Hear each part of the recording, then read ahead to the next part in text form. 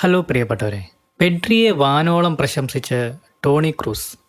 Real Madrid midfield ജനറലായിരുന്ന Toni Kroos പറയുന്നത് നിലവിലെ ഏറ്റവും മികച്ച മിഡ്ഫീൽഡർ ഇപ്പോൾ പെഡ്രിയാണ്.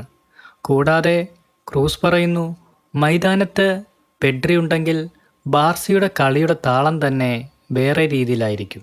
പെഡ്രി താൻ ഗോളുകൾ അടിക്കുന്നതിലുപരി ടീമിനെ ഗോൾ അടിപ്പിക്കാൻ ശ്രമിക്കുന്നു. പെഡ്രിയുടെ തീരുമാനങ്ങൾ ടീമിന് പെട്ടെന്നുള്ള ഉത്തരങ്ങൾ സമ്മാനിക്കുന്നു. കൂടാതെ ലാമിൻ യമാലിനെക്കാട്ടിലും ബാർസയിൽ ഇമ്പോർട്ടൻ്റ് ആയിട്ടുള്ള കളിക്കാരനാണ് പെഡ്രി. ഇങ്ങനെയായിരുന്നു പെഡ്രിയെക്കുറിച്ചുള്ള ടോണി ക്രൂസിൻ്റെ വാക്കുകൾ.